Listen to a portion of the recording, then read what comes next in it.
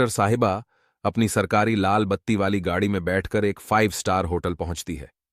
वहां पहुंचने के बाद होटल के अंदर जितना भी स्टाफ था और जितने भी कस्टमर वहां खाना खा रहे थे, वह सभी लोग कलेक्टर साहिबा की तरफ देखने लगते हैं। इतनी देर में ही कलेक्टर साहिबा होटल के अंदर आ जाती है और अंदर जाने के बाद वह सभी वेटर जो वहां पर खड़े हुए थे, उनमें से एक वेटर के मैडम पैर छूने लगती है।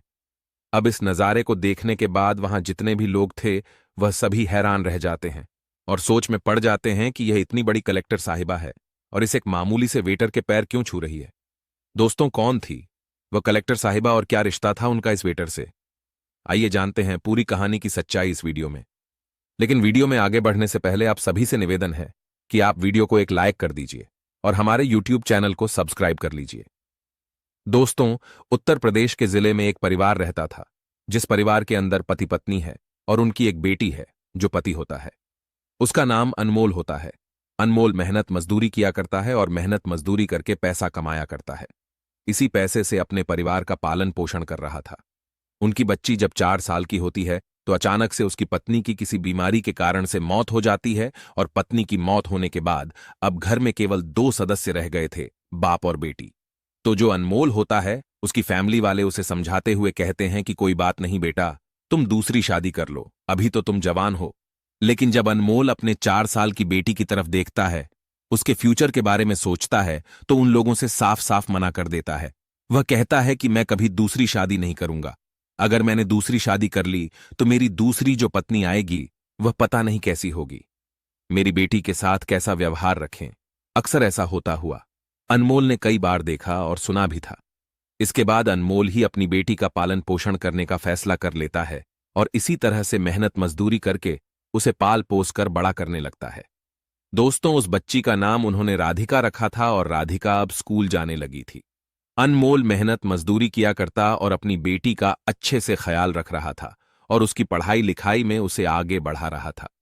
धीरे धीरे समय बीतता गया और समय बीतने के साथ साथ राधिका भी अब 10वीं क्लास में आ गई थी और जैसे ही वह 10वीं क्लास में आती है तो एक दिन अनमोल उससे कहता है कि बेटी, अगर तुम 10वीं कक्षा में अच्छे नंबर ले आओ तो मैं तुम्हारी किसी भी एक इच्छा को पूरा कर दूंगा। दोस्तों, गरीब लोग थे। अब इस बात को सुनने के बाद राधिका बहुत खुश हो जाती है और कहती है कि क्या सच में पापा आप मेरी इच्छा पूरा करोगे? तो अनमोल कहता है कि हाँ, मेरी बेटी जो तुम चाहोगी मैं वह कर दूंगा। उसके बाद उसकी बेटी कहती है कि पापा, अगर मैं 10वीं क्लास में अच्छे नंबरों से पास हो जाती हूं तो आप मुझे किसी 5 स्टार होटल में डोसा खिलाकर लाओगे। मेरी सिर्फ यही एक इच्छा है और मैं 5 स्टार होटल के अंदर बैठकर डोसा खाना चाहती हूं।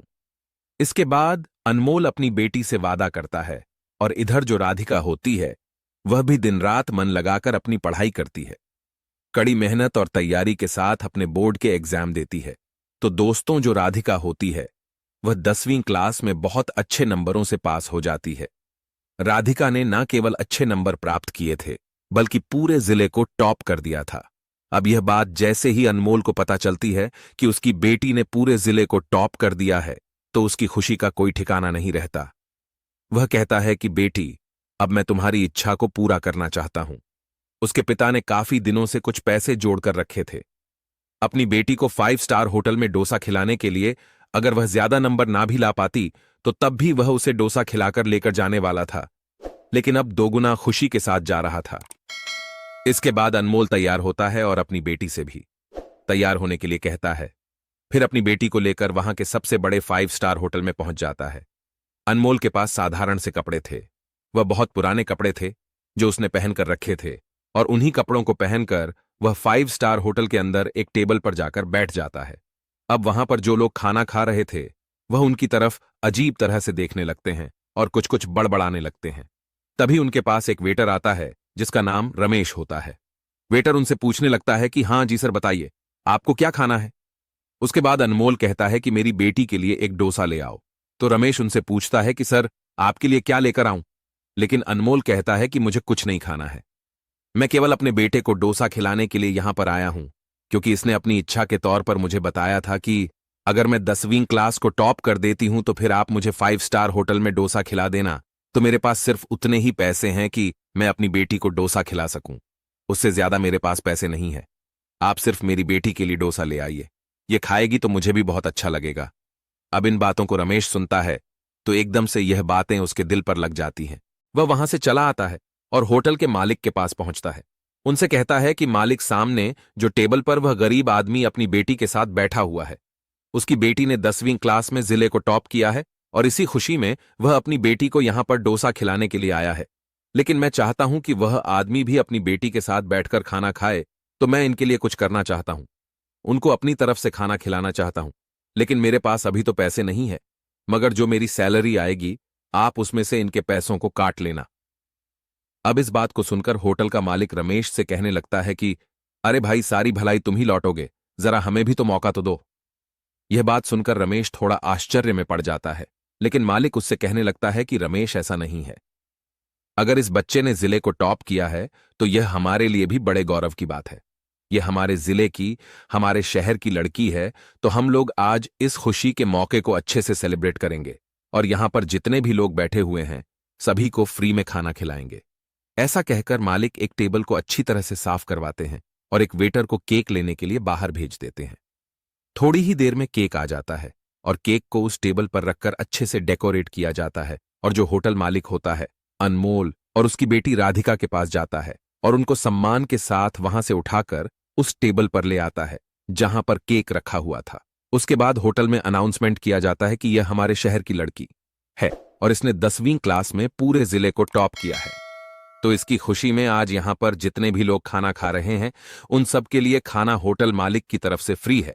ऐसा कहकर उसे लड़की से केक कटवाया जाता है और उन्हें अच्छा अच्छा खाना खिलाया जाता है। अब इन सभी चीजों को देखने के बाद अनमोल हैरान रह जाता है और परेशान भी हो रहा था।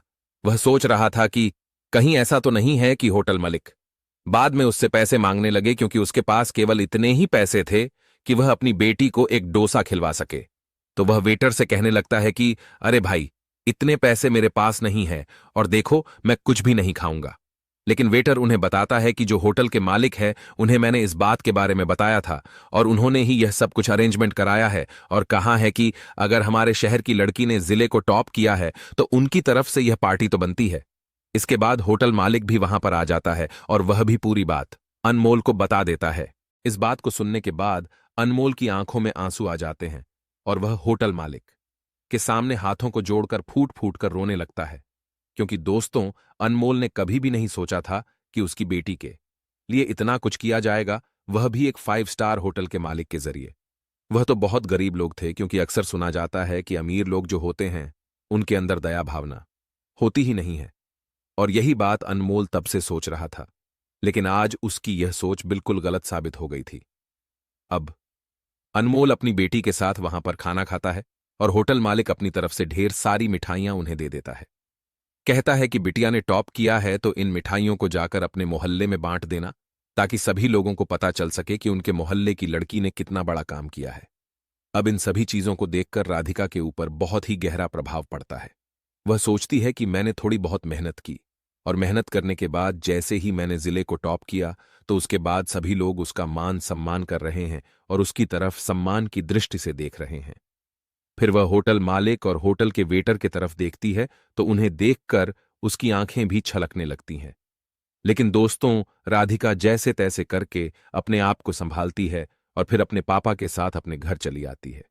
घर आने के बाद वह पूरे मोहल्ले में उन मिठाइयां को बांटते हैं। सभी लोग राधिका को बड़ा मान सम्मान देते हैं, उसके पापा की वाहवाही करते हैं। इसके बाद राधिका अपने मन ही मन में सोचती है कि यह जो कुछ भी आज हमारे साथ हुआ है ये मेरी पढ़ाई की बदौलत ही हुआ है। मैं और भी अच्छी तरह से पढ़ाई करूंगी और एक अच्छे से मुकाम को हासिल करूंगी। साथ में उसके दिमाग में होटल मालिक और उस वेटर की छवि भी घूम रही थी, जिन्होंने आज उसके लिए इतना कुछ किया था। धीरे धीरे समय बीतता गया और समय के साथ साथ राधिका अपनी पढ़ाई लिखाई को जारी करती है। उसने और भी ज्यादा मन लगाकर पढ़ाई की। राधिका पढ़ने लिखने में काफी ज्यादा होशियार थी, तो इसी कारण से उसकी मेहनत भी रंग ले आती है और एक दिन वह जिला कलेक्टर बन जाती है। अब जैसे ही वह कलेक्टर बनती है तो फिर अपने पापा के पास फोन करती है और उन्हें बताती है कि पापा, आपकी बेटी जिला कलेक्टर बन गई है। इस बात को सुनकर उसके पापा खुशी से झूम उठते हैं, जिस तरह से वह जब खुश हुए थे जब उसने 10वीं क्लास को पूरे जिले में टॉप किया था। फिर अनमोल कहता है कि बेटी, ये तो बहुत ही अच्छी बात है, अब तुम बताओ तुम्हें क्या चाहिए। इस बात को सुनने के बाद राधिका को पुराना वह सब कुछ बातें याद आ जाती है, जो बातें उसके साथ 10वीं क्लास पास करने के बाद हुई थीं। जब उसको एक होटल में ले जाया गया था और वहां के मालिक और वेटर ने उनका बड़े ही अच्छे से स्वागत किया था, और अब यह बात उसके दिमाग में आ गई थी। तो फिर वह सोचती है कि चलो ठीक है, मैं जिला कलेक्टर तो बन ही गई हूं, लेकिन एक बार मुझे उन होटल के मालिक और वेटर से जरूर मिलना है, क्योंकि आज जो कुछ भी राधिका बनी थी वह उन्हीं की बदौलत थी। अगर वह लोग उसका हौसला बढ़ाते तो शायद राधिका अपनी पढ़ाई में इतनी मेहनत नहीं करती और इस मुकाम को भी हासिल न कर पाती। धीरे धीरे समय बीतता गया और उसकी ट्रेनिंग भी कंप्लीट हो जाती है, और फिर उसकी पोस्टिंग एक शहर में हो जाती है।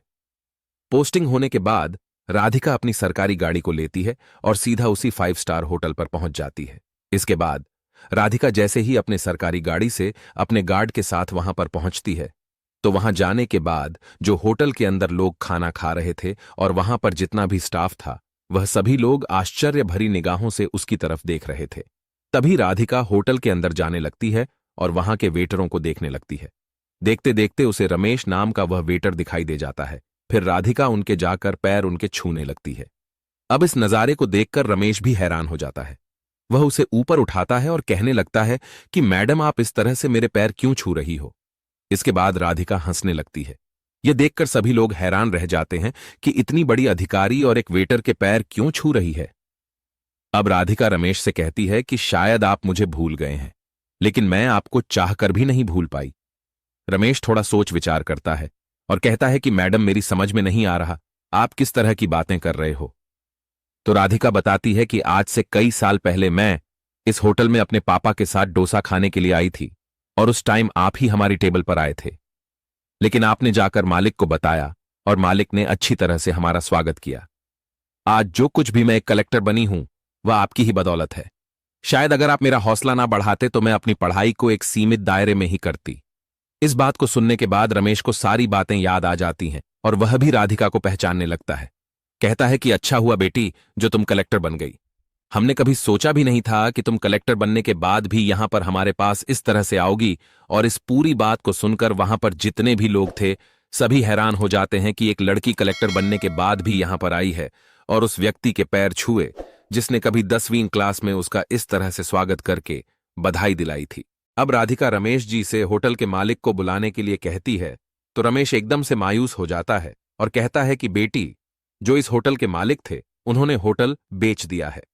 तो राधिका उनसे पूछती है कि ऐसा क्या हुआ जो उन्हें यह होटल बेचना पड़ा। तो रमेश उस होटल मालिक की पूरी कहानी उसे बताता है। वह बताता है कि उनकी पत्नी को कोई बीमारी हो गई थी और बीमारी के चलते उन्होंने पहले तो अपने घर को बेचा और घर के बाद जितनी भी उनकी जमीन जायदाद थी, सारी जमीन जायदाद अपनी पत्नी के इलाज में बेचकर लगा दी थी। लेकिन इसके बावजूद भी उनकी पत्नी की तबीयत ठीक ना हो पाई और उनकी मौत हो जाती है। पत्नी की मौत का सदमा उन्हें बहुत गहरा लगता है और इसी कारण से वह शराब पीने लगते हैं और शराब पीकर इधर उधर घूमा करते हैं। उनके परिवार में और कोई तो था नहीं, उनकी कोई संतान भी नहीं थी और वह ऐसे ही इधर उधर घूमा करते थे। तो एक दिन मुझे वह ऐसे ही घूमते हुए मिल जाते हैं और उसके बाद मैंने उन्हें अपने घर पर रख लिया है। मैं वहीं पर उनको रखकर उनकी सेवा किया करता हूं। इस बात को सुनकर राधिका को बड़ा ही दुख पहुंचता है और उसकी आंखों से आंसू छलकने लगते हैं। इसके बाद राधिका रमेश जी को अपनी गाड़ी में बिठाती है और उनके घर पर जाने के लिए अपनी कार से लेकर वहां के लिए निकल जाती है। वहां जाने के बाद वह जैसे ही होटल मालिक को देखती है तो होटल मालिक को देखकर फूट फूट कर रोने लगती है और जाकर उनके पैरों को छूने लगती है। अब होटल मालिक को कुछ भी समझ में नहीं आता, लेकिन तभी रमेश बताता है कि मालिक, यह वही लड़की है जिनके लिए पार्टी का सेलिब्रेशन आपने होटल में कराया था और सभी लोगों को फ्री में पार्टी दी थी। अब इस बात को सुनकर होटल मालिक की आंखों में आंसू बहने लगते हैं।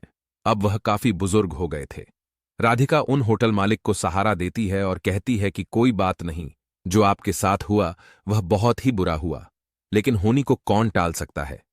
इसके बाद राधिका उन होटल मालिक को लेकर अपने घर चली आती है और वहां पर अपने पापा के साथ उन्हें रखने लगती है। पापा भी जैसे होटल मालिक की यह दुख भरी बात सुनते हैं तो उन्हें भी इस बात का बहुत दुख पहुंचता है, क्योंकि होटल मालिक असलियत में एक ईमानदार आदमी था और उनके साथ ऐसा हो गया था जो शायद किसी बेईमान आदमी के साथ भी ना हो। अब राधिका उनकी बहुत अच्छे से सेवा करती है होटल का जो वेटर था उससे भी उन्होंने बोल दिया था कि आपको जिंदगी में कभी भी किसी चीज की कोई भी जरूरत हो तो आप बेझिझक मुझसे मांग सकते हो। इसके बाद राधिका अपना कार्यभार संभालने लगती है और धीरे धीरे राधिका की उम्र भी अब शादी की हो जाती है। अब राधिका की शादी एक लड़के से हो जाती है, लेकिन शादी से पहले राधिका ने उस लड़के से कह दिया था कि मेरे दो पिता हैं और दोनों पिता मेरे ही साथ रहेंगे और उनकी भी सेवा तुम्हें करनी होगी। इस बात को उसका पति भी मान जाता है और राधिका के पिता और होटल के मालिक को अपने साथ ही ले आता है और वहीं पर उनकी सेवा करने लगता है। जब राधिका के पति को यह बात पता चलती है कि दूसरा पिता किस वजह से इनके साथ है, तो उसके बाद राधिका का पति भी उनका बहुत ज्यादा और भी ज्यादा मान सम्मान करने लगता है और उनको बहुत ही ज्यादा तवज्जो दिया करता है। तो दोस्तों, यह थी आज की कहानी एक लड़की की जिसने 10वीं क्लास में जिला टॉप किया और उसके बाद एक सेलिब्रेशन ने उसकी जिंदगी ही बदल कर रख दी। वह एक जिला कलेक्टर बन गई और जिला कलेक्टर बनने के बाद उसने कुछ ऐसा कर दिखाया जो शायद किसी ने सपने में भी नहीं सोचा था। आप क्या कहना चाहोगे? राधिका के बारे में आप क्या कहना चाहते हो? अनमोल जी के बारे में आपकी जो भी राय है कमेंट बॉक्स में, उन होटल के मालिक के बारे में भी आपकी जो भी राय हो कमेंट बॉक्स में लिखकर बता सकते हो। अगर कहानी आपको जरा भी पसंद आई हो तो प्लीज हमारे YouTube चैनल को सब्सक्राइब कर लीजिए और वीडियो को भी एक लाइक कर दीजिए। मिलते हैं फिर से एक नई और इंटरेस्टिंग कहानी के साथ। तब तक के लिए धन्यवाद। जय हिंद, जय भारत।